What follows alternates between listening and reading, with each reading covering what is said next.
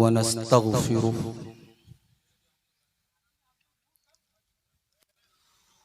ونعوذ بالله من شرور أنفسنا ومن سيئات أعمالنا من يهده الله فلا مضل له ومن يضلل فلا هادي له وأشهد أن لا إله إلا الله وحده لا شريك له وأشهد أن محمدا عبده ورسوله يا أيها الذين آمنوا اتقوا الله حق تقاته ولا تموتن إلا وأنتم مسلمون يا أيها الناس اتقوا ربكم الذي خلقكم من نفس واحدة وخلق منها زوجها وبث منهما رجالا كثيرا ونساء واتقوا الله الذي تساءلون به والأرحام إن الله كان عليكم رقيبا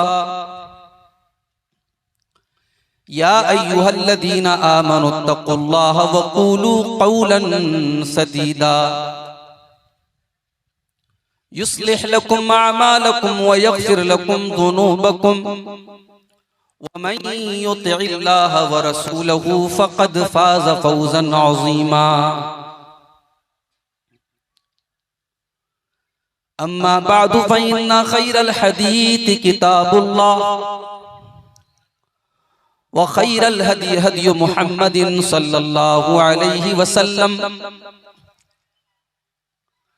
وشر الأمور محدثاتها وكل محدثة بدعة وكل بدعة ضلالة وكل ضلالة في النار أعوذ بالله من الشيطان الرجيم بسم الله الرحمن الرحيم اقترب للناس حسابهم وهم في غفلة معرضون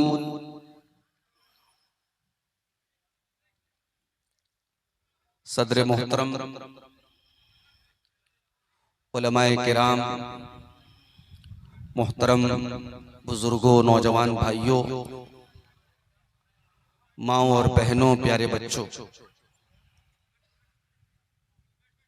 हवा में काफी ठंडक है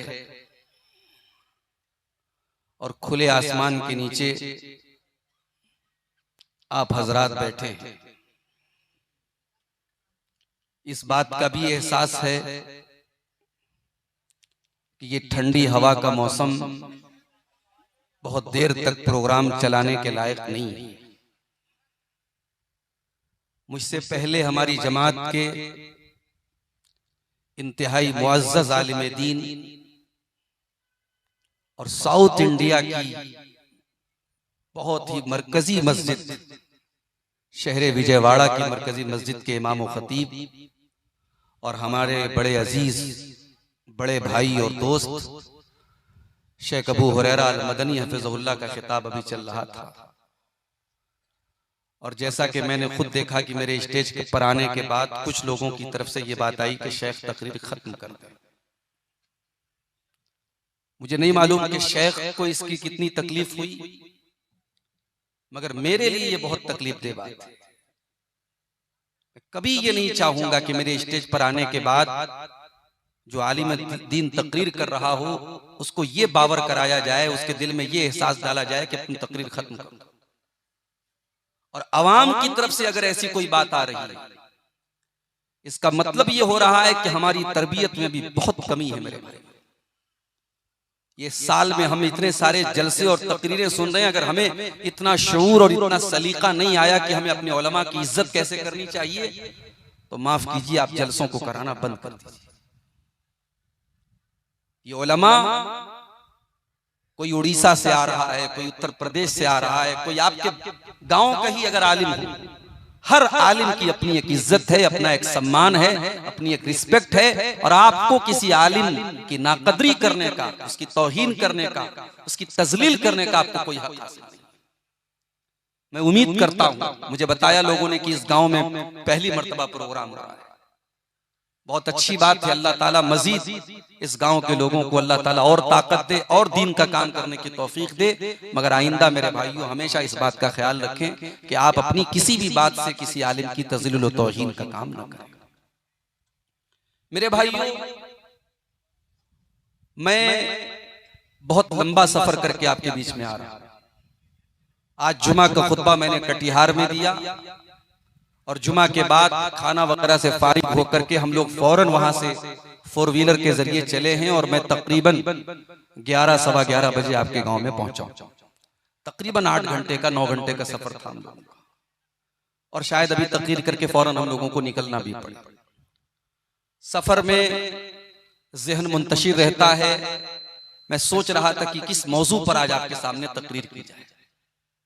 अचानक मेरे मोबाइल पर एक वीडियो आया। व्हाट्सएप पर लोग वीडियो एक दूसरे को भेजते रहते हैं। वीडियो आया और वीडियो में मैंने ये देखा कि एक इंसान है जो खाने काबा से कुछ दूरी पर बैठा है और एहराम की ड्रेस में है। यानी वो उम्रा करने गया है, या अगर पुराना वीडियो तो हज करने गया है। खाने काबा बिल्कुल उसके सामने है, चंद मीटर की दूरी पर है। हरम का मंजर है, जिस्म के ऊपर एहराम की चादर है, और वो इंसान अपने मोबाइल पर बैठ करके गेम खेल रहा है। चारों तरफ लोग नमाज पढ़ रहे हैं, उसके आगे पीछे लोग अल्लाह की बारगाह में रो रहे हैं, दुआएं कर रहे हैं, और वो बदनसीब इंसान खाने काबा से चंद फीट की और चंद मीटर की दूरी पर बैठ करके मोबाइल पर गेम खेल रहा है। यकीन माने ये वीडियो देख करके बड़ी तकलीफ हुई कि इसको कहते हैं बदनसीब इंसान। और फिर जब उस इंसान की बदनसीबी पर मैंने गौर किया तो मुझे अल्लाह के रसूल की एक और हदीस भी याद आई। अल्लाह के प्यारे नबी सल्लल्लाहु अलैहि वसल्लम मिंबर के ऊपर चढ़ रहे हैं और आपने 3 बद्दुआएं की। रगीमान वो रजुलिन ज़ुकिरतु इंदहु फलम युसल्ली अलैया। आपने मिंबर की पहली सीढ़ी पर कदम रखा, आपने फरमाया उस इंसान की नाक खाकालूद हो जाए, वो इंसान बर्बाद हो जाए, वो इंसान उसका सत्यानाश हो जाए जिसके सामने उसके नबी का नाम लिया जाए वो दरूद न पड़े।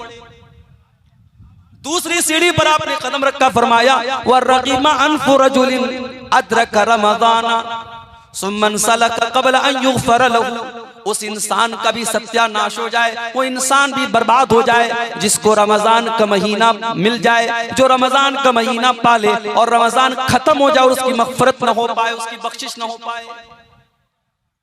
और तीसरी सीढ़ी पर आपने कदम रखा तो आपने बद्दुआ फरमाई व रग़िमा अनफ़ु रजुलिन अदरका इंदहुल किबर वालिदाहु। जिसके माँ बाप उसको बुढ़ापे में मिले हो, फलम युदखिलाहुल जन्ना, और उसके माँ बाप उसको जन्नत में दाखिल न कर पाए हो। इसका मतलब ये हुआ कि रमजान जैसा बरकत वाला महीना जो अब 3-4 दिन के बाद हमें और आपको मिलने वाला है, अगर उस बाबरकत महीने को हासिल करने के बाद भी कोई इंसान अगर नेकियों से दूर रहे, नमाज से दूर रहे, कुरान से दूर रहे, तो बहुत बड़ा बदनसीब है। अब उसके सुधरने की उम्मीद नहीं है। मेरे जो इंसान खाने काबा के सामने खड़ा होकर के बैठ करके मोबाइल पर गेम खेल रहा हो, अब उस इंसान से हम क्या तवक्को रखेंगे? मेरे भाइयों, हमारे दिल में एक सवाल पैदा हुआ कि ऐ अल्लाह, कोई इंसान इतना भी पत्थर दिल कैसे हो सकता है?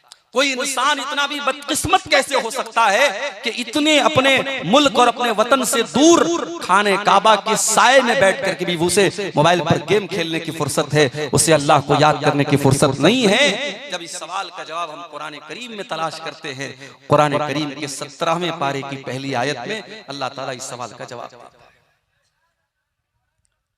इक़्तरब लिन्नासि हिसाबुहुम वहुम फी गफलतिन मुरिदून। लोगों के हिसाब का टाइम करीब आ गया, लोगों के इम्तिहान का टाइम करीब आ गया। अब यहां हिसाब से क्या मुराद है? बाज़ उलमा ने कहा इससे मौत भी मुराद हो सकती है, बाज़ उलमा ने कहा इससे कयामत भी मुराद हो सकती है। लोगों के हिसाब का टाइम करीब आ गया, यानी उनके मरने का टाइम करीब आ चुका है। वो कब मर जाएंगे मालूम नहीं। कौन सा कोरोना वायरस आकर के उनको खत्म कर दे, कौन सी बीमारी आकर के उनकी जिंदगी की डोर को थाम दे, कौन सी खतरनाक बीमारी आकर के उसके दिल की धड़कन को रोक दे, उसे नहीं मालूम। बनारस के मेरे एक दोस्त का आज मैसेज आया दोपहर में, उनका जवान भाई 30 से 35 साल की उम्र का उनका जवान भाई, अचानक उसकी आंखों की रोशनी चली गई।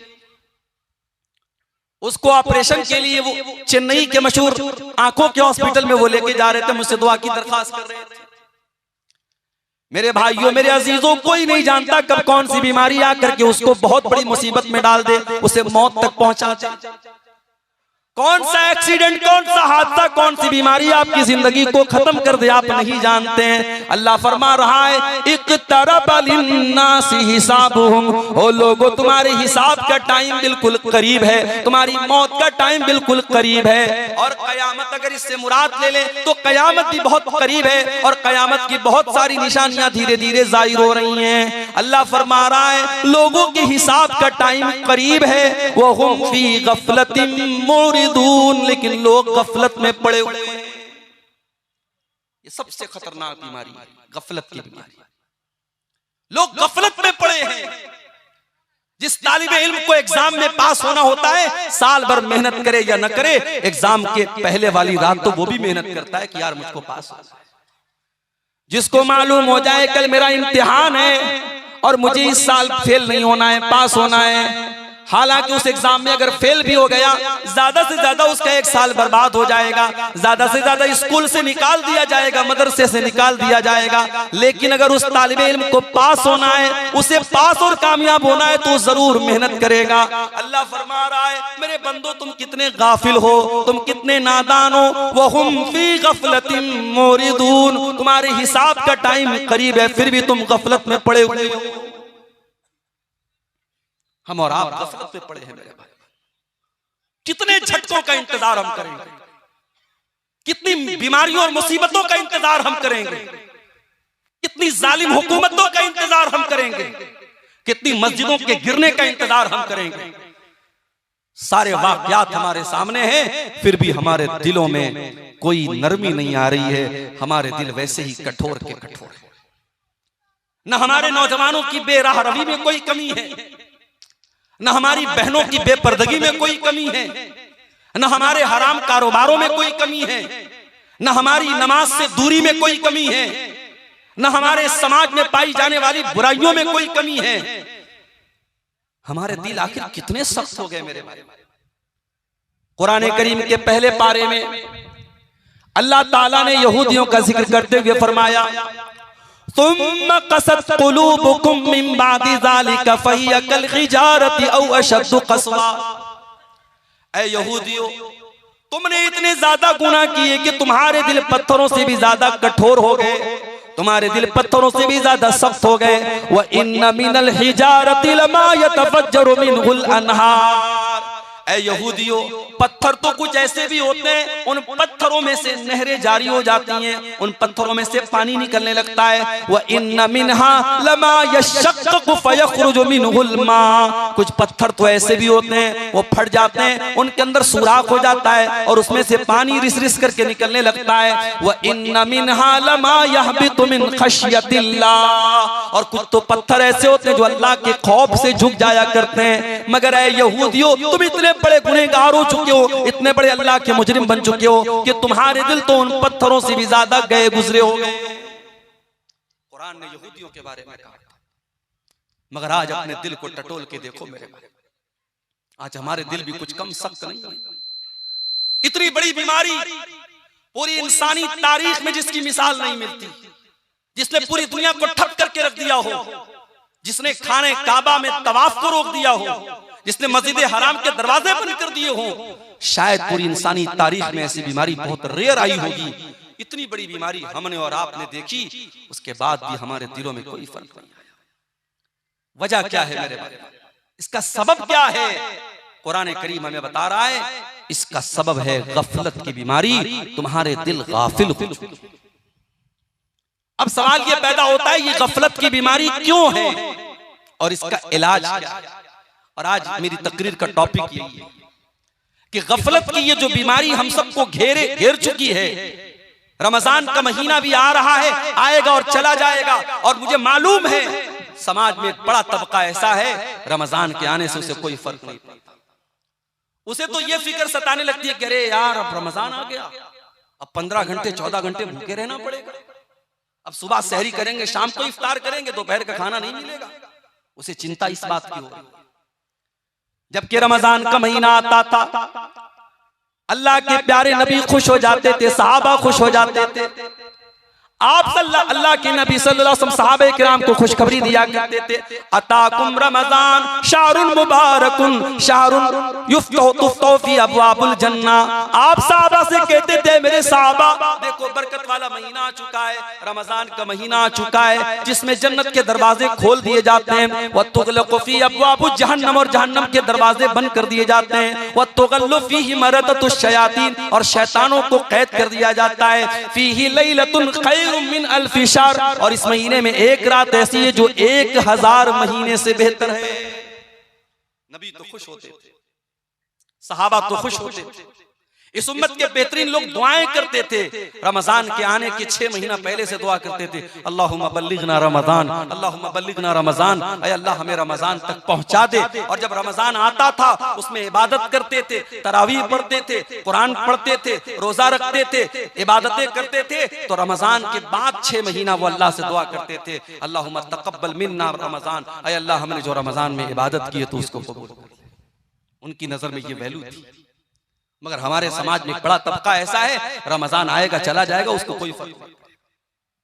माफ करना मेरे भाइयों, अगर अल्लाह तबारक व तआला ने सन 1445 हिजरी का रमजान का महीना हमें और आपको दिया है या देने वाला है, ये हमारी बहुत बड़ी खुशनसीबी है। हमें से बहुत सारे लोग ऐसे हैं पिछले रमजान को हमारे बीच में थे, इस साल नहीं है। अल्लाह को प्यारे, अल्लाह ने हमें एक और रमजान दिया है। और यहां पर आप वो हदीस अपने सामने रखिए, इब्न माजा की सही रिवायत, हजरत तलहा रजी अल्लाह ताला अन्हु कहते हैं कि नबी के दौर में 2 लोग इस्लाम लाए, एक साथ इस्लाम लाए, और उस दो भाइयों में से एक भाई बहुत मेहनती था, दीन के काम में आगे आगे रहता था, दूसरा कुछ कमजोर था। जो मेहनती भाई था वो अल्लाह की राह में शहीद हो गया, और जो कुछ कमजोर था वो 1 साल के बाद अपनी नेचुरल डेथ उसकी हुई, और नेचुरल तरीके से तबई तौर पर उसकी मौत हुई। हजरत तलहा कहते हैं, मैंने एक दिन ख्वाब देखा, और ख्वाब में मैंने देखा कि जो इंसान मैंने देखा कि मैं जन्नत के दरवाजे पर खड़ा हूं, और जन्नत के अंदर से एक फरिश्ता आता है और उसको पहले जन्नत में लेके जाता है, जिसका इंतकाल 1 साल बाद हुआ था, और जो पहले अल्लाह की राह में शहीद हुआ था और जो दीन के मामले में ज्यादा मेहनत करता था, उसको बाद में जन्नत में लेके जाता है। हजरत तलहा कहते हैं, मुझे बड़ी हैरत हुई। जब मेरी नींद खुली, मैंने सहाबे किराम से इस ख्वाब को बयान किया। सहाबे किराम ने भी ताज्जुब का इज़हार किया कि ऐसा कैसे हो सकता है, एक इंसान दीन के मामले में इतनी मेहनत किया करता था, अल्लाह की राह में शहीद हुआ था, दूसरा उतनी मेहनत भी नहीं करता था और वो शहीद भी नहीं हुआ था, उसकी नेचुरल मौत हुई थी, और शहीद होने वाला बाद में जन्नत में जा रहा है, और जिसका इंतकाल बाद में हुआ वो पहले जन्नत में जा रहा है, ऐसा कैसे हो सकता है। जब ये बात अल्लाह के प्यारे रसूल के कानों तक पहुंची, क्या फरमाया अल्लाह के प्यारे नबी ने? आपने फरमाया, क्या तुम्हें तलहा के ख्वाब पर ताज्जुब हो रहा है? ऐ मेरे साहबा, क्या तुम्हें हैरत हो रही है कि तलहा ने ऐसा ख्वाब क्यों देखा है? मुझे एक सवाल का जवाब दो। जिस भाई का इंतकाल 1 साल बाद हुआ था, अलैसा क़द अदरक रमजान, क्या उसने अपनी जिंदगी में एक और रमजान का महीना नहीं पाया? साहबा ने कहा, अल्लाह के नबी, उसने एक और रमजान का महीना पाया। आपने फरमाया, अलैसा क़द साम व सल्ला व सजद मिन सजदतिन कज़ा व कज़ा, उस एक रमजान में उसने अपने भाई के मुकाबले में ज्यादा नमाज पढ़ी, ज्यादा रोजा रखा, रखा और ज्यादा अल्लाह की राह में सजदा किया। आप साहबा ने कहा हाँ अल्लाह के नबी, ये तो सही कह रहे हैं आप। आपने फरमाया फकाना मा बैनहुमा अबअदु मिम्मा बैनल अर्दि वस्समा। ऐ मेरे साहबा कान खोल करके सुन लो, जब एक रमजान उसने ज्यादा पाया और एक रमजान में उसने ज्यादा इबादत की, तो दोनों भाइयों के दरमियान, उनके दरमियान जो दूरी है वो जमीन व आसमान की दूरी से भी ज्यादा है। हम खुश नसीब है मेरे भाई, अल्लाह हमें एक और रमजान दे रहा है। अब ये हमारे ऊपर डिपेंड करता है कि हम इस रमजान की कदर करते हैं या हम गफलत की बीमारी में पड़े रहते हैं। जिस तरीके से वो बदनसीब हरम के पास बैठ करके मोबाइल में गेम खेल रहा था, हम में से भी बहुत बड़े बदनसीब ऐसे लोग होंगे जो रमजान में रातों को खा पी करके और दिन में सो करके गुजारते हैं, जिनके रमजान का कोई मकसद नहीं होता। और ऐसे ही लोगों के बारे में अल्लाह के नबी ने फरमाया था कि बहुत सारे ऐसे लोग हैं जो जिनके रोजे का मकसद लैसा लहू मिन सियामिही इल्लल जू, उनको सिवाय भूखे प्यासे रहने के रोजे से कुछ नहीं मिलता। अल्लाह से दुआ कीजिए अल्लाह उन बदनसीबों में हमको शामिल न करे। गफलत की बीमारी क्यों होती है? इंसान का दिल गाफिल क्यों होता है? तो नोट कर लो पहली वजह, इंसान का दिल गाफिल तब होता है जब इंसान अल्लाह ताला से नावाकिफ होता है, जब इंसान अल्लाह ताला को जानेगा, उसकी सिफात को जानेगा, उसके बारे में जानेगा, उसका दिल कभी गाफिल नहीं होगा। जिसके दिल में ये एहसास होगा कि मेरा अल्लाह तो जब्बार है, पकड़ने वाला है, इन्ना बच्चा रब्बिका लशदीद, मेरे रब की पकड़ बड़ी तेज है। जिस इंसान के दिल में ये एहसास होगा, ये दुनिया में कोई देख रहा हो या नहीं देख रहा हो, अल्लाह ताला तो सब कुछ देख रहा है। उसका कैमरा तो 24/7 ऑन है, उसका कैमरा तो कभी ऑफ होने वाला नहीं है। जब इंसान अल्लाह को पहचानेगा, जब अल्लाह को जानेगा, उसके दिल से गफलत की बीमारी दूर हो जाएगी मेरे भाइयों। इसीलिए जब हजरत लुकमान अपने बेटे को नसीहत करते हैं तो पहले क्या कहते हैं? पहले अल्लाह के बारे में अपने बेटे को बताते हैं, या बुनैया इन्नहा इन तक मिस्काल हब्बतिन मिन खरदलिन फतकुन फी सखरतिन औ फिस समावाति औ फिल अर्दि याति बिहल्लाह। हजरत लुकमान अपने बच्चे से कहते हैं, ऐ मेरे बच्चे, एक राई के दाने के बराबर भी अगर कोई चीज होगी, आसमानों के अंदर कहीं होगी, जमीन के अंदर कहीं होगी, और किसी चट्टान के नीचे छिपी हुई होगी, याति भी हल्ला, अल्लाह का पावर तो ऐसा है, अल्लाह की कुदरत तो ऐसी है, अल्लाह उस राई के दाने के बराबर चीज को सामने ले आएगा। यहाँ बेचारा समझता है कि व्हाट्सएप की चैटिंग डिलीट कर दी तो खत्म हो गया, ब्राउजर की हिस्ट्री डिलीट कर दी तो खत्म हो गया।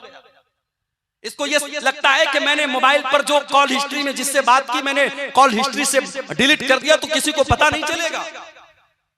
अल्लाह से भी छुपा लोगे तुम? तुम्हारी उंगलियों ने क्या टच किया है, तुम्हारे कानों ने क्या सुना है, और तुम्हारी आंखों ने क्या देखा है, अल्लाह को सब मालूम है मेरे भाइयों। अल्लाह के पास सब रिकॉर्ड है, और कयामत के दिन ये रिकॉर्डिंग ओपन होगी। हत्ता इज़ा मा जाऊहा शहीदा अलैहिम समूहुम व अबसारुहुम व जुलूदुहुम बिमा कानू यअमलून। मेरे बंदो, कयामत के दिन तुम्हारी चमड़ी तुम्हारे खिलाफ गवाही देगी, तुम्हारी आंखें तुम्हारे खिलाफ गवाही देंगी, तुम्हारे कान तुम्हारे खिलाफ गवाही देंगे। वक़ालू लिजुलूदिहिम लिमा शहिदतुम अलैना क़ालू अंतक़नल्लाहु अल्लज़ी अंतक़ कुल्ल शै। इंसान कहेगा, ऐ अल्लाह, मेरी चमड़ी को बोलना कैसे आ गया, मेरी चमड़ी कैसे बोल रही है? इंसान की चमड़ी कहे कि आज अल्लाह ने हमको बोलना सिखाया, और हमसे तूने क्या क्या टच करवाया और क्या क्या टच किया, आज हम तेरे पोल खोले। ये है अल्लाह का पावर। जलसा हो रहा है, सड़क पर आप चल रहे हैं, जाहिर ये कर रहे हैं कि साहब हम जलसे में जा रहे हैं, प्रोग्राम में जा रहे हैं, मगर आपकी नजरें कहां कहां का तवाफ कर रही हैं, आपकी निगाहें कहां कहां जा रही है, किस किस मनाजिर को आप देख रहे हैं, अल्लाह को सब मालूम है। यालमु खाइनतल आयुनि व मा तुख्फिस सुदूर। अल्लाह तो वो है जो तुम्हारी आंखों की चोरी को भी जानता है, जो तुम्हारे दिलों में छुपे हुए राज को भी जानता है। अल्लाह को जितना जानेंगे मेरे भाई, गफलत की बीमारी उतनी दूर होती चली जाएगी। अगर गफलत की बीमारी से अपने आप को पाक करना है, अल्लाह के बारे में जानो। और अल्लाह के बारे में हम कैसे जानेंगे? जब हम कुरान का मुताला करेंगे, जब हम नबी की हदीसों का मुताला करेंगे। और जितना हम अल्लाह को जानेंगे उतना अल्लाह का डर हमारे दिल में पैदा होगा, उतना अल्लाह से प्यार हमारे दिलों में बढ़ जाएगा। और इसीलिए अल्लाह कुरान में कहता है, इन्नमा यख्शल्लाह मिन इबादिहिल उलमा, अल्लाह से उसके बंदों में वही बंदे अल्लाह से डरते हैं जो उलमा होते हैं, जो अल्लाह को जानते हैं, जो अल्लाह का इल्म रखते हैं। जितना आप अल्लाह के बारे में जानेंगे उतना आपके दिल में अल्लाह का डर पैदा होगा। दूसरी चीज, गफलत की बीमारी की दूसरी वजह, जब इंसान दुनिया में गर्क हो जाता है, डूब जाता है, दुनिया कमाने के चक्कर में इस कदर पड़ जाता है कि आखिरत को भूल जाता है, अल्लाह को भूल जाता है, तब इंसान का दिल गाफिल हो जाता है।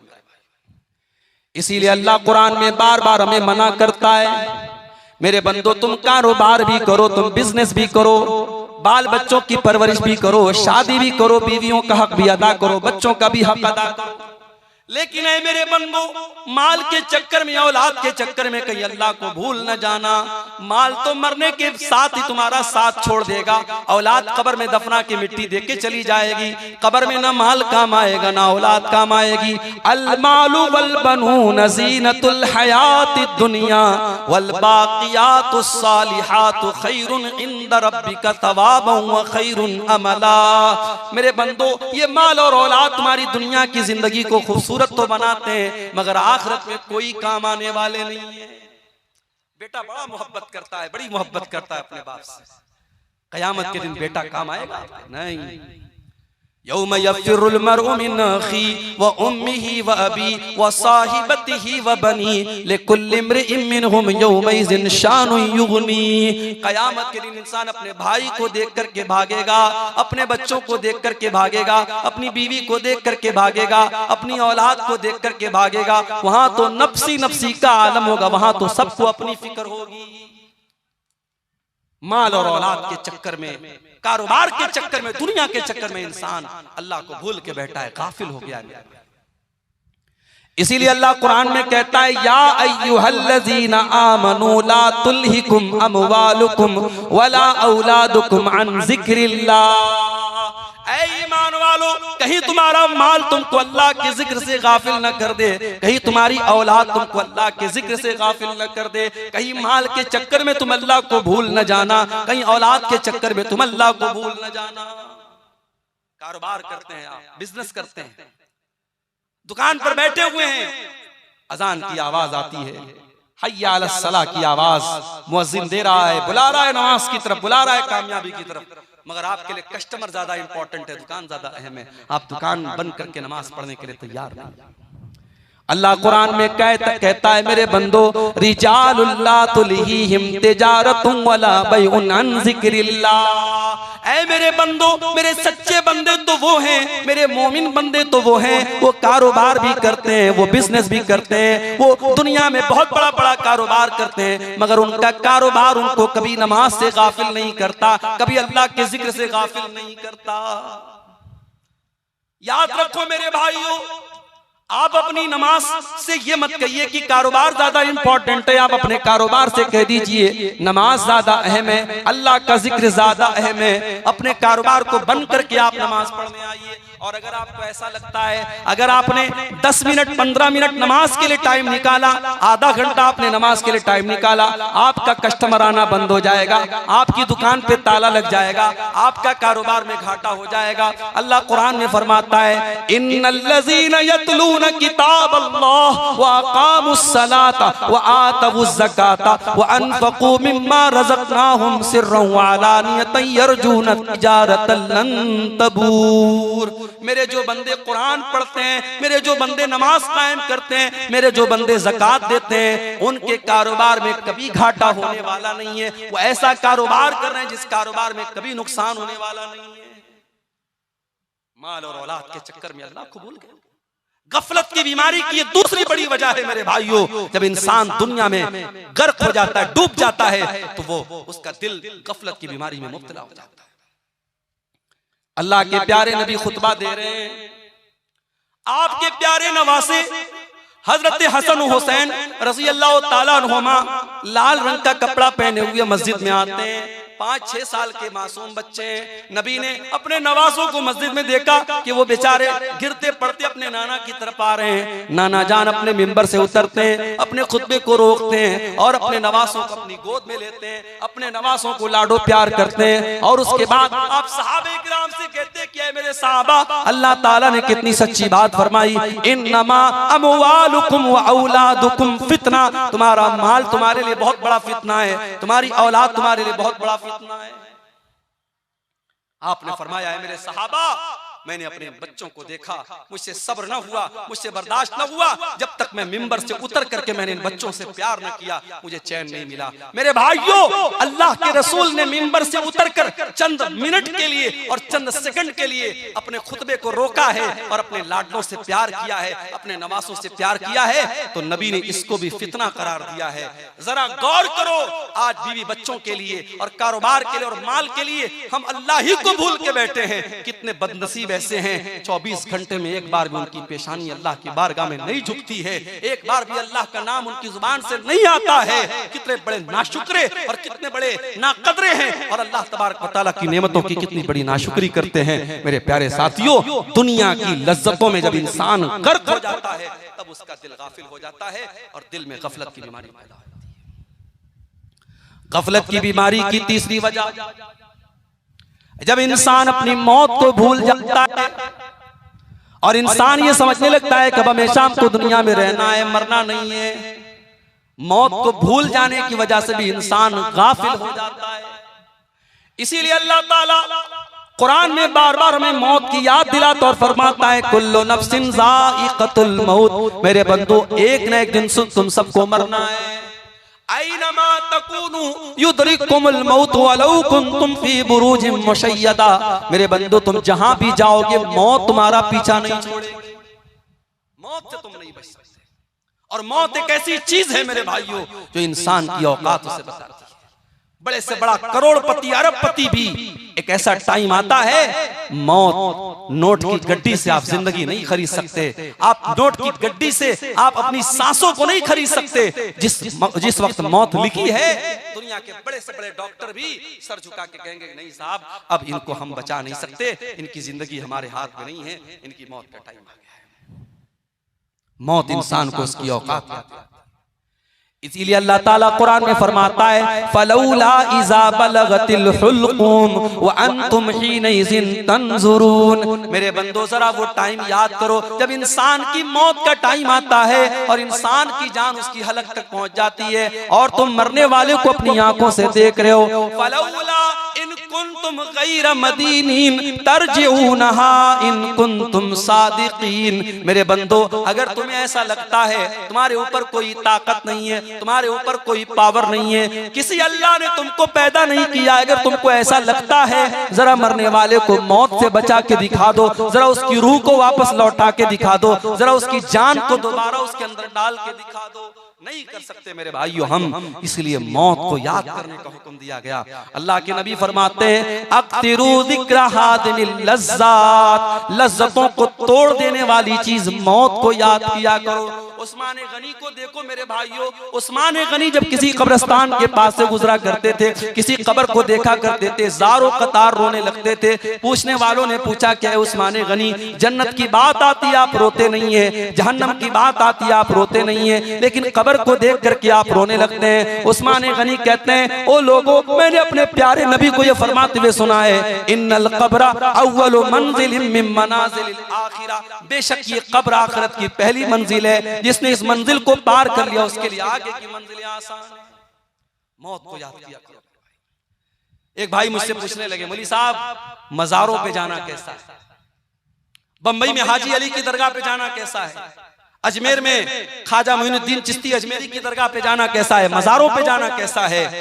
मैंने कहा भाई, कब्रिस्तान जाने की इजाजत इसलिए दी गई है ताकि वहां मौत याद आए, और माफ करना मज़ारों पे जाके मौत याद नहीं आएगी। जहां औरतों का जमघट लगा हो, जहां फूल और मालाएं बिक रही हो, जहां कब्रों पर चादरें चढ़ रही हो, और जहां शिर्क हो रहा हो, बिदात हो रही हो, खुराफात हो रही हो, वहां पर मौत कभी याद नहीं आती। इसलिए ऐसे शिर्क के अड्डों पर जाना भी एक मुसलमान को सूट नहीं करता है, एक मुवहिद को सूट नहीं करता है, नहीं जाना चाहिए मेरे भाइयों। हाँ, आम कब्रिस्तान में आप जाइए, कभी अल्लाह आपको तौफीक दे, आप मदीना मुनव्वरा की जब आप जियारत करेंगे, जब आप मदीना जाएंगे, एक तरफ नबी की मस्जिद है और दूसरी तरफ बकी का कब्रिस्तान है, और उस बकी के कब्रिस्तान में 10,000 से ज्यादा सहाबे किराम की कब्रें हैं। उनसे बड़ा वली कौन है, उनसे बड़ा अल्लाह का नेक बंदा कौन है? नबियों के बाद इस दुनिया में सबसे मुकद्दस अगर कोई जमात थी तो सहाबे किराम की जमात थी। सारे सहाबा की कब्रें हैं, लेकिन मेरे भाइयों कोई पक्की कब्र नहीं है, कोई मजार नहीं है, कोई गुंबद नहीं है, कोई चादर नहीं चढ़ाई जा रही है, कोई माला नहीं चढ़ाया जा रहा है। वहां आपको मौत याद आएगी और आपको ये एहसास होगा कि अल्लाह, जब तेरे नबी के 10,000 सहाबा इसी कब्र के अंदर दफन हैं, अय अल्लाह हमें भी एक दिन इसी कब्र में जाना है और इसी मिट्टी के नीचे जाना है, हमें भी अल्लाह अपने अमल का हिसाब देना है। वहां आपको मौत याद आएगी। मेरे प्यारे साथियों, अल्लाह के नबी एक अंसारी सहाबी के जनाजे में गए, सहाबी का जनाजा कब्र में उतारा जा रहा है, अल्लाह के प्यारे नबी वहीं कब्र के पास बैठे हुए हैं और आपके सहाबे किराम भी बैठे हुए हैं। और आप जब मौत को याद करते हैं और कब्र के मनाजिर को याद करते हैं, इब्ने माजा के अल्फाज हैं, अल्लाह के नबी रोने लगते हैं, अल्लाह के रसूल रोने लगते हैं। और आप जब रोने लगते इस कदर रोते हैं, हत्ता बल्ल सरा, आपकी दाढ़ी आंसू से तर हो जाती है और आप रोते रोते सहाबे किराम से कहते हैं, ले मिसले हाजा फअइतु या इखवानी, ऐ मेरे भाइयों, ऐ मेरे सहाबा, इस कब्र की तैयारी करो, यहाँ तुम सबको आना है, इस कब्र में तुमको दफन होना है, यहाँ तुम सबको आना है और अपने अपने अमल का हिसाब देना है। इसलिए ऐ मेरे सहाबा, तुम यहाँ की तैयारी करो। इसलिए मेरे भाइयों, मौत को और कब्र को याद किया, मगर अफसोस की बात है, अभी बनारस में कुछ दिनों पहले का वाकया शायद आपने मीडिया में पढ़ा होगा कि कब्रिस्तान से 8-10 साल की लड़की की लाश को निकाल करके एक जालिम ने उसकी लाश के साथ गंदा काम करने की कोशिश की। कब्रिस्तान में बैठ करके लोग चरस और गांजा पी रहे हैं और जुआ खेलने वाले जुआ खेल रहे हैं और मोबाइल पर गंदी वीडियो देखने वाले कब्रिस्तान पर बैठ करके वीडियो देख रहे हैं। ये हमारी गफलत की इंतहा है और ये हमारी दिल की सख्ती का आलम है। मेरे प्यारे साथियों, जब इंसान मौत को याद करता है तब उसके दिल को अल्लाह ताला नरम करता है और उसके दिल से गफलत दूर होती है। और आगे बढ़िए, गफलत की बीमारी की एक और वजह है और वो वजह है बुरे लोगों की संगत। जब आप बुरे लोगों के साथ रहेंगे, गंदे लोगों के साथ रहेंगे, धीरे धीरे आपके ऊपर भी उनका असर पड़ेगा। आप बेनमाजियों के साथ उठेंगे बैठेंगे, आपको भी नमाज के मामले में आप ढीले हो जाएंगे। सिगरेट पीने वालों के साथ आप उठेंगे बैठेंगे, आपको सिगरेट से जो नफरत होनी चाहिए वो नफरत नहीं होगी।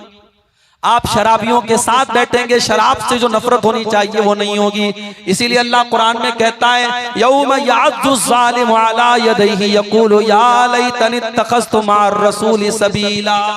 कयामत के दिन जालिम इंसान अपने हाथ को काटेगा और कहेगा, ऐ काश मैंने रसूल का रास्ता इख्तियार किया होता। या वैलता लैतनी लम अत्तखिज़ फुलानन खलीला, ऐ काश मैंने फलां को अपना साथी न बनाया होता, ऐ काश मैंने फलां को अपना साथी न बनाया होता। लक़द अदल्लनी यानी ज़िक्री बाद इज़ जाअनी, उसने अल्लाह के जिक्र से मुझको गाफिल कर दिया।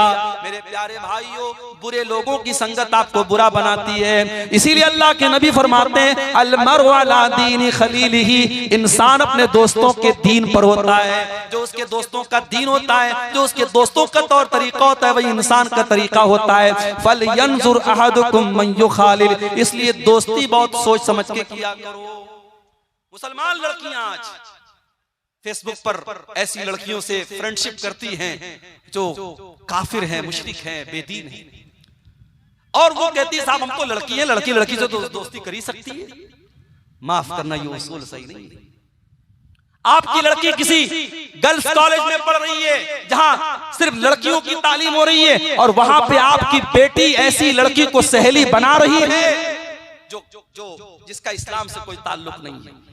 जिसके मजहब में और जिसके घर में कोई पाबंदी नहीं है, और जो 4-4 लड़कों से जिसका चक्कर चल रहा है, उस लड़की के साथ जब आपकी बुर्का पहनने वाली और नकाब पहनने वाली बेटी जब उस लड़की के साथ उठेगी बैठेगी और उसकी सहेली बनेगी, तो माफ करना मेरे भाइयों और मेरी बहनों, उसका असर कहीं ना कहीं आपके ऊपर पड़ेगा। बुरी सोहबत से भी इंसान गफलत की बीमारी में पड़ता है। इसलिए अपने लड़कों और लड़कियों की दोस्ती पर भी नजर रखो कि वो किससे दोस्ती कर रहे हैं। अगर बुरे दोस्तों के साथ आपका लड़का या लड़की बैठ रहा है तो उससे भी आपके घर में बहुत बड़ा बिगाड़ आने का अंदेशा है, और ये गफलत की एक बहुत बड़ी वजह है। और आगे बढ़िए, गफलत की एक और वजह है कुरान करीम को छोड़ देना। अल्लाह की आखिरी किताब कुरान करीम, जिसके अंदर अल्लाह ताला ने ये तासीर रखी है कि कुरान हमारे दिलों को नरम करता है। कुरान की आयतें जब बार बार हम पढ़ते हैं, सुनते हैं, अच्छे कारी की आवाज में कुरान को सुनते हैं, हमारा दिल नरम हो जाता है। इसीलिए अल्लाह के प्यारे नबी कुरान को पढ़ा भी करते थे और सुना भी करते थे। बुखारी के अल्फाज हैं, अल्लाह के प्यारे नबी अब्दुल्लाह बिन मसूद से कहते हैं, अय अब्दुल्लाह मुझे कुरान पढ़ के सुनाओ। अब्दुल्लाह बिन मसूद कहते हैं, अल्लाह के नबी मैं आपको कुरान कैसे पढ़ के सुनाऊं, कुरान तो आप ही के ऊपर नाज़िल हुआ है। आप कहते हैं, अब्दुल्ला आज मैं दूसरे के मुंह से कुरान सुनना चाहता हूं, जरा मुझको कुरान पढ़ के सुनाओ। अब्दुल्ला बिन मसूद कुरान पढ़ने लगते हैं और सूरह निसा की तिलावत करते हैं, और सूरह निसा को पढ़ते हुए जब अब्दुल्ला बिन मसूद कुरान की आयत पर पहुंचते हैं, फकैफ़ इज़ा जीना मिन कुल्लि उम्मतिन बिशहीदिन व जीना बिका अला हाउलाइ शहीदा। ऐ नबी, उस वक्त आपका क्या हाल होगा जब हर उम्मत में से हम एक गवाह लाएंगे, और ऐ नबी हम आपकी उम्मत के ऊपर आपको गवाह बनाएंगे। जब अल्लाह के नबी ने कुरान की आयत को सुना, बुखारी के अल्फाज हैं, ज़रफ़तैना, अल्लाह के नबी रोने लगे, और आपने कहा अब्दुल्ला बस करो बस करो। अब्दुल्ला कहते मैंने नजरें उठा के देखा, फ़इज़ा अयनाहु तज़रिफ़ान, अल्लाह के नबी की आंखों से आंसू बह रहे थे। मेरे प्यारे भाइयों, कुरान अल्लाह की वो किताब है, लौ अंज़लना हाज़ल कुरान अला जबलिन लरअयतहु खाशिअम मुतसद्दिअम मिन खशियतिल्लाह। अगर इस कुरान को हमने किसी पहाड़ के ऊपर भी उतारा होता तो पहाड़ भी अल्लाह के खौफ से चूर चूर हो जाता, पहाड़ भी अल्लाह के खौफ से रेजा रेजा हो जाता। इंसान का दिल तो गोश्त पोश से बना है, इंसान का दिल तो मामूली है, इंसान के दिल की क्या औकात है मेरे भाइयों। कुरान की तो ये तासीर है, कुरान किसी पहाड़ पर भी उतरा होता तो कुरान के असर से पहाड़ भी चकनाचूर हो जाता। कुरान से अपना ताल्लुक मजबूत करो मेरे भाई। और आगे रमजान का महीना आ रहा है, और रमजान का महीना कुरान के नुज़ूल का महीना है। उसी महीने में कुरान उतरा है, और रोजे और कुरान के साथ बड़ा गहरा ताल्लुक है। अल्लाह के नबी फरमाते, बुखारी और मुस्लिम की रिवायत है कि क़यामत के दिन अल्लाह के पास रोजा भी चल के आएगा और कुरान भी चल के आएगा, और रोजा कहेगा, अय अल्लाह मनातहु ताम व शराब फी नहार, अय अल्लाह दिन के 14-15 घंटे तेरा ये बंदा भूखा रहता था, प्यासा रहता था। रोजा कहेगा, अल्लाह मेरी तेरे डर से और मेरी वजह से ये खाना और पानी नहीं खाता था, पीता था, अय अल्लाह तो इसको माफ कर दे, इसकी मग़फ़िरत कर दे। और कुरान कहेगा, मनातहु नौम बिल्लैल, अय अल्लाह दुनिया रात में सोई रहती थी, दुनिया रात में ऐश करती थी, अय अल्लाह तेरा ये बंदा रातों को उठ करके कुरान पढ़ा करता था, तहज्जुद में कुरान पढ़ता था, तिलावत करता था कुरान की। कुरान हमारे लिए सिफारिश करेगा। मेरे भाइयों, इस कुरान से अपना ताल्लुक मजबूत कर लो। अगर चाहते हो कि दिल से गफलत की चादर खत्म हो जाए, दिल से गफलत की लेयर हट जाए और दिल पे गुनाहों के जो धब्बे हैं वो मिट जाएं, तो कुरान से अपना ताल्लुक मजबूत कर लो। इसीलिए आप देखिए कि कुरान में अल्लाह कहता है, फला यतदब्बरूनल कुरान माला कुलूबिन अक़फ़ालुहा, जो लोग कुरान के ऊपर गौर नहीं करते उनके दिलों के ऊपर ताले लग जाते हैं। मोबाइल में आप देखिए, जब मोबाइल में लॉक लग जाता है तो जब तक आप पासवर्ड नहीं डालेंगे लॉक नहीं खुलेगा, पैटर्न लॉक नहीं डालेंगे मोबाइल का लॉक नहीं खुलेगा। दिल भी लॉक हो चुका है हमारा, और दिल के लॉक को खोलने का अगर कोई तरीका है तो कुरान करीम है मेरे प्यारे साथियों। इसलिए कुरान से अपना ताल्लुक मजबूत करो। और कुरान को सिर्फ जो हाफिज हैं उनको नहीं पढ़ना है, कुरान को हर एक को पढ़ना है। अगर आप कुरान अटक अटक के पढ़ते हैं, कुरान जो है महारत के साथ नहीं पढ़ पाते हैं, कुरान पढ़ते वक्त अगर आपकी जबान अटकती है, अटक अटक करके पढ़ने वाले को डबल सवाब मिलेगा।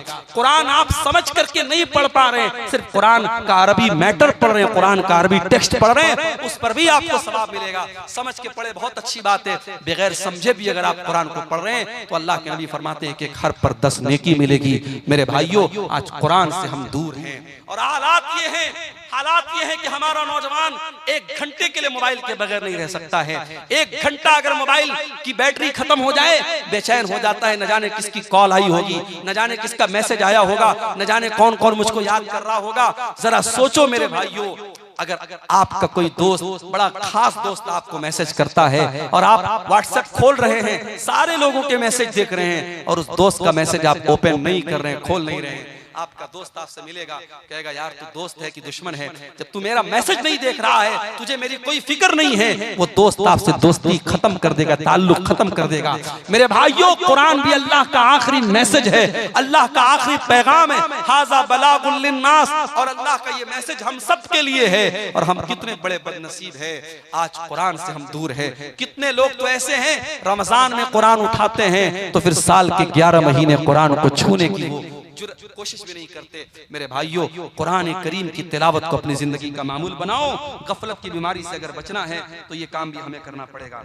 इसी तरीके से मेरे भाइयों, एक और चीज है जो हमें गफलत की बीमारी में डाल रही है, और वो है नमाज के मामले में लापरवाही। नमाज के मामले में जब आप लापरवाही करेंगे तब भी आपके दिल पे गफलत की चादर चढ़ जाएगी, इसलिए कि नमाज कौन छोड़ता है। कुरान करीम में अल्लाह ने बयान किया सूरह मरियम के अंदर, फखलफ मिन बादिहिम खल्फुन अज़ाउस सलाता वत्तबउश शहवाति फसौफ यल्कौन गय्या। नमाज को तो वही लोग छोड़ा करते हैं जो ख्वाहिशात के पैरोकार होते हैं, जो शहवतों की पैरवी करते हैं, जो अल्लाह के फरमा बरदार नहीं होते बल्कि अपनी शहवतों के फरमा बरदार होते हैं। इसीलिए बाज़ नौजवान जब हमसे पूछते हैं कि मौलाना कोई ऐसा तरीका बताइए कि हम बहुत सारी नफसानी ख्वाहिशात से बचने लगे। बहुत से हमारे नौजवान भाई होते हैं मोबाइल की गंदी आदतों में, मोबाइल में गंदी चीजों को देखने की आदत पड़ गई या किसी किस्म की बुरी आदत पड़ गई, उसका तरीका पूछते हैं। कुरान करीम की आयत की रोशनी में एक नुस्खा आपको बता रहा हूं, कभी इसको ट्राई कीजिएगा, आजमाइएगा। मेरे भाइयों, मेरी बहनों, अगर आपको ये लगता है कि आप अपनी ख्वाहिशात पर कंट्रोल नहीं कर पा रहे हैं तो कुरान करीम की आयत हमें सबक दे रही है कि नमाज की पाबंदी करो। इसलिए कि जो इंसान नमाज नहीं पढ़ता है, जिसकी जिंदगी में नमाज के लिए शेड्यूल नहीं है, नमाज के लिए टाइम नहीं है, उस इंसान की जिंदगी ख्वाहिशात से घिर जाती है, वो ख्वाहिशात का पैरोकार हो जाता है। और इसीलिए अल्लाह कह रहा है फखलफ मिन बादिहिम खल्फुन अज़ाउस सलाता, ऐसे नालायक लोग आ गए नबियों के बाद जिन्होंने नमाज के मामले में लापरवाही की और जब नमाज को छोड़ दिया अपनी शहवतों के पैरोकार हो गए, फसौफ यल्कौन गय्या, और ऐसे लोग जहन्नम में डाले जाएंगे। इसीलिए अल्लाह कुरान के 21वें पारे के शुरू में कहता है अक़ीमिस सला, नमाज कायम करो, इन्नस सलाता तन्हा अनिल फ़ाहशाइ वल मुनकर, बेशक नमाज बेहयाई से रोकती है। नमाज के मामले में लापरवाही मत। आज माशाअल्लाह गांव-गांव मस्जिदें बन गई हैं, मस्जिदें बन गई हैं, मगर मस्जिदों को आबाद करने वाले लोग नहीं हैं। शायर कहता है मस्जिद तो बना ली शब भर में ईमान की हरारत वालों ने, मस्जिद तो बना ली शब भर में ईमान की हरारत वालों ने, मन अपना पुराना पापी था बरसों में नमाजी बन न सका। मेरे भाइयों, शानदार मस्जिदें तामीर करने से काम नहीं चलेगा, मस्जिदों को नमाजियों से आबाद किया जाता है। नमाज की जब तक आप पाबंदी नहीं करेंगे, और अपने घर में भी आप नमाज का माहौल पैदा करो, आप अपनी बीवी बच्चों को भी नमाज का पाबंद बनाओ। और कुरान करीम में अल्लाह ताला ने अपने नेक बंदों की एक दुआ बयान की कि अल्लाह के नेक बंदे दुआ करते हैं, रब्बना हब लना मिन अज़वाजिना व ज़ुर्रियातिना क़ुर्रत आयुन, ऐ हमारे परवरदिगार हमारे बीवी बच्चों को हमारी आंखों की ठंडक बना दे, वजअलना लिल मुत्तकीन इमामा, और अल्लाह हमें तो मुत्तकियों का इमाम बना दे। एक बाप के लिए उसके बच्चे कब आंखों की ठंडक बनेंगे, एक शौहर के लिए उसकी बीवी कब आंखों की ठंडक बनेगी, जब शौहर की बीवी नमाजी होगी, जब बाप का के बच्चे नमाजी होंगे। इसीलिए अल्लाह के नबी फरमाते हैं तुम्हारे बच्चे 7 साल के हो जाएं तो नमाज का हुक्म दो, और 10 साल के हो जाएं और नमाज ना पढ़े तो उनकी पिटाई करो। मेरी माँ, जब आप मसल्ले पर खड़ी होकर के नमाज पढ़े तो अपनी 10 साल की बेटी को भी अपने साथ खड़ी करें। और इसीलिए मैं गांव-गांव एक बात की तबलीग करता हूँ। आपके झारखंड के कई इलाकों में मैं गया, देखा शानदार मस्जिद कायम है, अहले हदीसों की बस्ती है, लेकिन मस्जिद में जुमा में औरतों का इंतजाम नहीं है। मैं बड़ी ताकीद के साथ कहता हूँ, हालात बहुत खराब हो चुके हैं मेरे भाइयों, हालात बहुत खराब हो चुके हैं। आप देखें, खबर आपने सुनी होगी, हमारे उत्तर प्रदेश के बरेली शहर में 8 साल तक मदरसे में पढ़ने वाली लड़की फेसबुक पर एक गैर मुस्लिम लड़के से दोस्ती करती है और उसके बाद उसके जाल में फंसती है, उससे शादी करती है और हिंदू मजहब में दाखिल हो जाती है, इस्लाम को छोड़ देती है। 8 साल तक मदरसे में पढ़ने वाली लड़की का यह हाल है। हमारी कौम आज कहां जा रही है मेरे भाई? हमारी और आपकी बच्चियां आज इस्लाम को छोड़ करके मुर्तद हो रही हैं। शायद पूरी इस्लामी तारीख में ऐसा बदतरीन दौर नहीं देखा गया था मेरे भाइयों। हमें मारा तो गया, हमें काटा तो गया, हम पर जुल्म तो हुए, मगर हमारा ईमान इस कदर कमजोर हो जाए कि हमारी बच्चियां, हमारी कौम की बहनें, हमारी कौम की बेटियां आज फेसबुक और इंस्टाग्राम पर किसी के आई लव यू पर और किसी की मोहब्बत भरे जोड़ों पर फिदा होकर के अपने दीन को खैर बात कह दे, अपने मजहब को छोड़ दे, अपनी तौहीद को छोड़ दें। इतना बदतरीन दौर हमने कभी नहीं देखा था मेरे भाइयों। इसका मतलब ये हुआ कि कहीं ना कहीं पानी मर रहा है, कहीं ना कहीं हमसे कोताही हो रही है और कहीं ना कहीं हमने अपनी बच्चियों और अपनी बेटियों की तरबियत जैसी करनी चाहिए थी वैसी नहीं की है। माफ करना मेरे भाइयों, साल में एक जलसा हो गया, घर की औरतों को, लड़कियों को आप लेके चले आए, इससे काम नहीं चलेगा, इससे काम नहीं चलेगा। ये तरबियत के लिए काफी नहीं है। आपके गांव में अगर जामा मस्जिद है जहां जुमा का खुतबा हो रहा है, मैं बड़ी ताकीद के साथ कहता हूं, हर वो मस्जिद जहां जुमा का खुतबा हो रहा हो, आप औरतों के लिए सेपरेट इंतजाम कीजिए। उनकी एंट्री अलग हो, उनका सीना अलग हो, उनका दरवाजा अलग हो, पर्दे का माकूल इंतजाम हो। आपके घर की औरतें जब जुमा के खुतबे में जाएंगी, एक साल में 50-52 जुमा का खुतबा सुनेंगी। आधा घंटे की ये जुमा के खुतबे जब वो 50 बार सुनेंगी, उनकी दीन की बहुत सारी मालूमात उनको मिलेगी। आज कितनी औरतें हैं, उनसे आप दीन की मोटी मोटी बातें पूछ ले, नहीं बता पाएंगी। हाँ, रस्म और रिवाज की बातें आप पूछ लें, शादी ब्याह में कितने जोड़े कपड़े देना है, फलाने ने अपनी लड़की की शादी में 12 जोड़े दिए तो ये 24 जोड़े देगी, उसने अपनी बेटी को 10 ग्राम का हार दिया तो ये 20 ग्राम का हार देगी। रस्म और रिवाज के मामले में हमारी औरतें माशाअल्लाह किसी से कम नहीं है। हमारे बनारस में एक जगह हमारी रिश्तेदारी में शादी हो रही थी, शादी का सारा सामान आया तो उसमें मैंने देखा कि एक पुड़िया रखी हुई है। मैंने पूछा भाई इस पुड़िया में क्या है, तो कहने लगे ये सुहाग की पुड़िया है, ये सुहाग की पुड़िया है। और सुहाग की पुड़िया में क्या है, सिंदूर रखा हुआ है, माथे की बिंदी रखी है। मुसलमान औरत के भी आज शादी के मौके पे सिंदूर और बिंदी उनके यहाँ चल रहा है। मैंने फौरन मना किया और समझाया कि ये इस्लाम का इससे कोई ताल्लुक नहीं है। इस्लाम में औरत के सुहाग की कोई जिस्मानी निशानी नहीं है। औरत का के निकाह की एक ही निशानी है, शौहर के दिल में उसकी मोहब्बत, बस। कोई बिंदी, कोई सिंदूर, कोई मंगलसूत्र, ये इस्लाम में कोई सुहाग की निशानी नहीं है। आज ये शिरकिया और जाहिलाना चीजें हमारी माओ बहनों के अंदर आई हैं। मेरे भाइयों, जब तक आप मेहनत नहीं करेंगे उन औरतों की तबलीग पर और काम नहीं करेंगे अपनी लड़कियों की दीनी तालीम पर, आप हालात को सुधार नहीं सकते हैं। पानी बहुत सर से ऊंचा जा रहा है और हमें अल्लाह के नबी की वो हदीस याद आती है, आपने कयामत के पहले बताया था कि ऐसा दौर आएगा, यबीउदीनहु बिअरज़िन मिन दुनिया, दुनिया के चंद टकों के बदले में इंसान अपने दीन का सौदा कर लेगा। आज वो हालात हम देख रहे हैं कि चंद टकों के बदले में कितने लोग मुशरिक हो रहे हैं, मुनाफिक हो रहे हैं, कितने लोग दाढ़ी रख करके, कुर्ता पहन करके, टोपी लगा करके आज न्यूज चैनल पर आकर के, टीवी चैनल पर आकर के अल्लाह के बारे में अनाप शनाप बक रहे हैं, इस्लाम के बारे में उल्टी सीधी चीजें बक रहे हैं और शिरकिया नारे अपनी जुबान से निकाल रहे हैं। ये ईमान की कमजोरी का दौर है मेरे भाइयों, ये फितनों का दौर है। अपने बच्चों की तरबियत पर तवज्जो दो, खुद भी नमाज की पाबंदी करो और उनको भी नमाज का पाबंद बनाओ।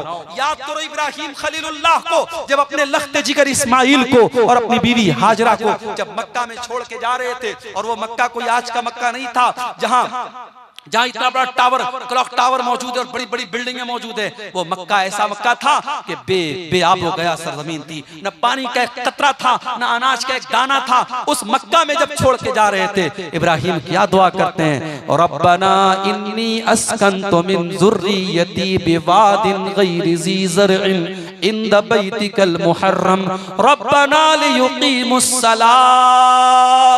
ऐ परवरदिगार, अपने बीवी बच्चे को इस बेआब हो गया सरजमीन में छोड़ के जा रहा हूँ। रब्बना लियुकीमुस्सलाह, ऐ अल्लाह तू तौफीक दे इनको ये नमाज कायम करें। इब्राहीम को चिंता है अपने बच्चों के नमाज कायम करने की। मेरे प्यारे भाइयों, आपको क्यों चिंता नहीं है, आपको क्यों फिक्र नहीं है? आप घूमने जाते हैं, बच्चों को लेके जाते हैं, होटल में खाना खाते हैं, बच्चों को लेके खाना खाते हैं, बीवी को लेके खाना खाते हैं। क्या आप ये गवारा करेंगे, क्या आप ये पसंद करेंगे कि आप तो जन्नत में चले जाएं और आपकी बीवी जहन्नम में चली जाए, आपके बच्चे जहन्नम की आग में जले? मेरे भाइयों, हम कभी ये पसंद न करेंगे। इसीलिए अल्लाह कुरान में बार बार कहता है, कू अनफुसकुम व अहलीकुम नारा, ऐ ईमान वालों, अपने आप को और अपने घर वालों को जहन्नम की आग से बचाओ, जहन्नम की आग से बचाओ। जिस परिवार से आप मोहब्बत करते हैं उसे जहन्नम की आग में जलता हुआ नहीं देख सकते। इसीलिए जब आप रात में तहज्जुद के लिए उठे तो अपनी मोहतरमा को भी उठाएं कि चलो उठो तुम पढ़ो। और मैं अपनी माओ से कहना चाहता हूँ, बहुत सी औरतें होती हैं रात में तहज्जुद पढ़ती हैं लेकिन शौहर को कभी नहीं उठाती हैं। अल्लाह के नबी फरमाते हैं, रहीमल्लाहु रजुलन क़ाम मिनल लैल, अल्लाह ताला की रहमत नाजिल होती है उस इंसान के ऊपर जो रात में उठ करके तहज्जुद पढ़ता है। वो आई कसम और अपनी बीवी को उठाता है। अगर बीवी इनकार कर देती है, अपनी बीवी के चेहरे पर पानी छिड़क करके उसको उठाता है। और अल्लाह ताला की रहमत नाजिल होती है उस औरत के ऊपर जो रात में उठ करके तहज्जुद पढ़ती है और अपने शौहर को भी उठाती है। मेरी प्यारी माँ और बहनों, ऐसी बीवी बनो जो शौहर के दीन में उसकी मदद करे, शौहर के अंदर कोई गलत आदत है उसको छुड़ाने वाली बनो। इसीलिए जब अल्लाह के रसूल से पूछा गया कि बेहतरीन औरत की निशानी क्या है, आपने 3 चीजें बताई। पहली चीज अल्लती तसुरहु इज़ा नज़र, जब शौहर देखे तो खुश हो जाए। दूसरी चीज वो तुतीहु इज़ा अमर, जब शौहर कोई बात कहे तो माने। और तीसरी चीज वला तुखालिफहु फी नफ्सिहा व मालिही बिमा यकरा, शौहर के माल की और अपने इज्जत व आबरू की हिफाजत करे। ये कीमती औरत की निशानी है। तो मेरे भाइयों, नमाज का माहौल अपने घर में पैदा करो, बीवी बच्चों को भी नमाज का पाबंद बनाओ और खुद भी नमाज का पाबंद बनाओ। जब तक हम नमाज की पाबंदी नहीं करेंगे, दिल से गफलत की चादर खत्म होने वाली नहीं है। और आखिरी चीज जो बयान करके मैं बात खत्म करूंगा मेरे भाइयों, गफलत की एक और बहुत बड़ी वजह यह है, जब हम गुनाह पर गुनाह करते चले जाते हैं, जब गुनाह हमारी नजर में हल्के हो जाते हैं और गुनाहों को हम खतरनाक समझना छोड़ देते हैं, तब भी हम गफलत के शिकार हो जाते हैं। याद रखो मेरे भाई, गुनाह गुनाह है, चाहे वो गुनाह छोटा हो चाहे वो गुनाह बड़ा हो। कभी गुनाहों को हकीर मत जानो और अपने आप को गुनाहों से बचाने की कोशिश करो। अल्लाह के नबी फरमाते हैं, इय्याकुम व मुहक्करातिज़्ज़ुनूब, ऐसे गुनाहों से बचो जिनको लोग हकीर समझते हैं। छोटे छोटे गुनाह होते हैं लेकिन इकट्ठा होकर के इंसान को हलाक कर देते हैं। इसीलिए अल्लाह के नबी फरमाते हैं, जब बंदा कोई गुनाह करता है उसके दिल पर एक काले रंग का धब्बा डाल दिया जाता है। बंदा अगर तौबा कर लेता है, माफी मांग लेता है अल्लाह से, वो धब्बा मिटा दिया जाता है। और अगर बंदा तौबा नहीं करता है, फिर से गुनाह करता है, तो वो काले धब्बे बढ़ते चले जाते हैं, हत्ता तालु क़ल्बहु, यहाँ तक कि उसके दिल पे छा जाते हैं। माफ करना मेरे भाइयों, आज मोबाइल के इस दौर में गुनाह करना आसान हो गया है। आज इस दौर में ज़िना करना आसान है, इस दौर में बेपर्दा होना आसान है, इस दौर में हराम कारोबार करना आसान है। और गुनाहों का आसान होना भी बहुत बड़ी आजमाइश है मेरे भाइयों। जिस दौर में गुनाह आसान हो जाए, उस दौर में अपने दामन को गुनाहों से बचाना ये जिहाद से कम नहीं है। इसीलिए अल्लाह के नबी ने फरमाया था, बदाल इस्लाम गरीबा, इस्लाम जब शुरू हुआ था तो अजनबी था, वसयऊदु कमा बदा गरीबा, और एक ऐसा दौर फिर से आने वाला है जब इस्लाम पर अमल करने वाले अजनबी बन जाएंगे। इस्लाम पर अमल करना लोहे के चने के चबाने जैसा हो जाएगा। इस्लाम पर अमल करना हाथों में अंगारे लेना जैसा हो जाएगा। एक लड़की बेपर्दा घूमेगी तो गांव वाले कहेंगे, उसकी बहनें कहेंगी, उसके मोहल्ले की औरतें कहेंगी, अरे ये बड़ी पर्देदार बनती है, नकाब में रहती है, पर्दे में रहती है। अगर कोई औरत अपने देवर से पर्दा करे, बनारस में हमारे एक दोस्त ने शादी की, उनकी बीवी शादी करके आई, उसने घर में ज्वाइंट फैमिली रहते थे, उसकी बीवी ने कहा कि मैं अपने देवर और जेठ के सामने नहीं आऊंगी, मैं देवर और जेठ के सामने नहीं आऊंगी, ससुर के सामने आ सकती हूँ, ससुर मेरे महरम है, लेकिन देवर और जेठ गैर महरम है, मैं देवर जेठ के सामने नहीं आऊंगी। घर वालों के लिए बड़ी शॉकिंग बात थी, ये ऐसा कैसे हो सकता है, ऐसा कैसा पर्दा कि देवर के सामने नहीं आएगी, जेठ के सामने नहीं आएगी। लेकिन जब उन्होंने उलमा से पूछा और मसला पूछा तो मसला तो यही है कि साहब देवर जेठ से पर्दा करना है। अब ये हालात है कि वो लड़की किचन में काम करती है और घर में खाना खा रही है, खाना दे रही है अपने घर वालों को, मगर देवर और जेठ से पर्दा करती है। अगर शादी में कहीं जाती है वो औरत, वो लड़की, और चाहे वो अपने रिश्तेदारी की शादी हो, अगर वहां मर्दों का भी आना जाना है औरतों की साइड में, तो वहां वो नकाब में रहती है। औरत को औरत से पर्दा नहीं करना है, लेकिन औरत को मर्दों से तो पर्दा करना है। आज ऐसी औरतों को लोग कहेंगे साहब ये तो बड़ी कट्टर मुसलमान बनती है, ये तो बड़ी पर्देदार मुसलमान बनती है। आज नौजवान अगर चेहरे पर शरई दाढ़ी रख ले तो समाज कहेगा ये तो मुल्ला बन गया, ये तो हाफिज जी बन गया, ये तो मौलवी साहब बन गया। और वही क्लीन शेव करा ले, लोग कहेंगे साहब ये तो माशाल्लाह बड़ा स्मार्ट है, हैंडसम है। आज अगर कोई नौजवान लड़का अपने आप को ज़िनाकारी और बदकारी से दूर रखे तो लोग कहेंगे अरे ये तो बड़ा आउटडेटेड लड़का है, इसको तो कोई घास नहीं डालता है। और जो लड़का रात में 2-2 बजे तक गैर महरम लड़कियों से बात करता है, समाज कहता है साहब ये तो बड़ा चालू लड़का है, बड़ा एडवांस लड़का है। ये हालात है मेरे भाइयों।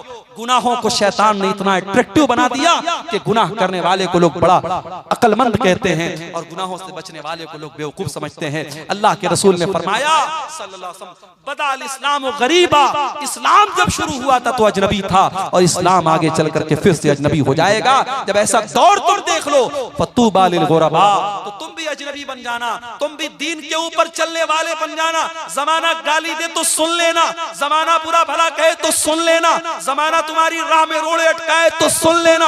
और हमें याद है कर्नाटक की उस लड़की का बयान, कर्नाटक की उस लड़की की हिम्मत को सलाम, जिसने जालिमों के ढेर में और जालिमों के झुंड में पर्दे में गई थी और उसके सामने जब शिरकिया नारे लग रहे थे, मुस्कान नाम की उस लड़की ने कहा था, अल्लाह की तकबीर का नारा बुलंद किया था, उसने अपने पर्दे का पावर दिखाया था। मेरी प्यारी माँ और बहनों, आज भी पर्दे के अंदर एक ताकत है। एक मुसलमान लड़की जब पर्दे में निकलती है, दुनिया जानती है ये पर्दे वाली लड़की है, इसको छेड़ा नहीं जा सकता। अभी आजकल एक आपने न्यूज देखी होगी, बंबई से कोई पर्दे वाली आपा है, वो साहब पैदल हज करने के लिए निकली है। अभी एक मसला किसी तरीके से खत्म हुआ केरल के शहाब भाई का, वो बेचारे किसी तरीके से पैदल हज करके आए। अभी एक नई आपा आई है पैदल हज करने वाली है। माफ करना, ऐसी औरतों का मकसद सवाब हासिल करना नहीं है, अपनी पब्लिसिटी करना है। वरना उलमा जानते हैं शरीयत का बड़ा वाज़े उसूल है कि अगर 2 काम हैं और 2 काम में से एक मुश्किल और एक आसान है, तो शरीयत कहती है अगर दोनों काम जायज है तो आसान काम को आप अपना लो। अगर आपको नमाज पढ़नी है और ठंडी छांव भी मौजूद है और कड़ी धूप भी है, तो कड़ी धूप में खड़े होकर के नमाज पढ़ना कोई सवाब का काम नहीं, आप ठंडी छांव में खड़े होकर के नमाज पढ़िए। अगर मस्जिद में पंखा है और पंखा चला करके आप नमाज पढ़ सकते हैं, तो कोई जरूरत नहीं कि आप पसीना खाएं। अगर हवाई जहाज का इंतजाम है और आप 4 घंटे में आप जो है झारखंड से रांची से आप जद्दा पहुंच सकते हैं और आप पटना से जद्दा पहुंच सकते हैं, तो कोई जरूरत नहीं है आप पैदल आप हज करने के लिए निकलें और दुनिया को अंदर के अंदर पब्लिसिटी करें। आज दीन को पब्लिसिटी का भी एक जरिया बना दिया गया है। मेरे भाइयों, आज हालात ये हैं, मुंबई के एक बहुत बड़े कारोबारी, मुंबई और गुजरात के एक बहुत बड़े कारोबारी फैमिली में शादी होने वाली है। अभी शादी के पहले की जो तकरीबात हैं, जिसको प्री वेडिंग सेरेमनीज कहा जाता है, उनकी शादी की उस तकरीबात में 9 अरब रुपए खर्च हो चुके हैं। और अमेरिका से एक नाचने गाने वाली को बुला करके 74 करोड़ रुपया देकर के उससे नचवाया गया था और मीडिया ताली बजा रहा है। और हमारे बॉलीवुड के बड़े बड़े सुपरस्टार उस शादी में जा रहे हैं, किसी को कोई फर्क नहीं पड़ता है। और वही 2 महीने 3 महीने के बाद जब हमारा बकरीद का त्योहार आएगा और हिंदुस्तान भर के मुसलमान जब कुर्बानी करेंगे, तो इस मीडिया को सांप सूंघ जाएगा और ये मीडिया इस्लाम की दुश्मनी में कहेगा कि साहब मुसलमानों को कुर्बानी नहीं करनी चाहिए, बेजुबान जानवर मर रहे हैं, इतना पैसा जानवरों की कुर्बानी पर खर्चा हो रहा है, इतने पैसे से कितने गरीबों का मकान बन सकता है, कितनी गरीब बेटियों की शादी हो सकती है।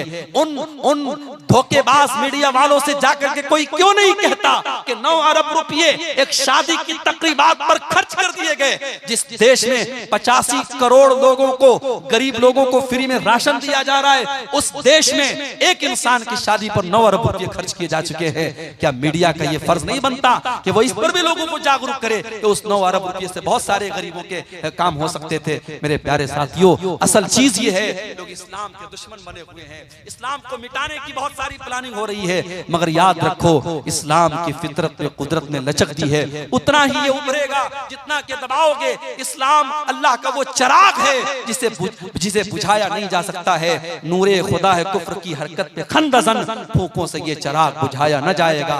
इंशाअल्लाह इस्लाम कल भी था और आज भी है और कयामत की सुबह तक बाकी रहेगा। हमारी जिम्मेदारी ये है कि हम अपने दिलों को गफलत से दूर करें मेरे भाइयों, और जो चीजें मैंने बताई हैं इन असबाब को दूर करके हम अपने दिलों की गफलत को दूर कर सकते हैं। और अगर हम नहीं करेंगे तो याद रखो फिर हालात वही होंगे कि हरम में बैठकर भी लोग मोबाइल पर वीडियो गेम खेलेंगे और रमजान के मुकद्दस महीने में भी लोग बेहुरमती करेंगे। और आज आप देख लें कि इस गफलत की बीमारी ने आज हमको कहां लाके खड़ा कर दिया है। मेरे भाइयों, मैं गुजारिश करता हूं आप सबसे कि हम सब अपने दिलों को टटोलें और अपनी गफलत को दूर करें। दुआ करते हैं अल्लाह ताला से रब्बुल आलमीन हमें अपने दिलों की सख्ती को, हमारे दिलों की सख्ती को रब्बुल आलमीन दूर फरमाए, हमें अपने गुनाहों से सच्ची तौबा करने की तौफीक अता फरमाए। आने वाले रमजान को हमारी इस्लाह का महीना बना दे, हम सबको अपनी इस्लाह करने की तौफीक अता फरमाए। रब्बुल आलमीन हमारी नौजवान नस्ल को अपने गलत कामों से बाज आने की और सच्ची तौबा करने की तौफीक अता फरमाए। आमीन व आखिर दावाना अल्हम्दुलिल्लाहि रब्बिल आलमीन।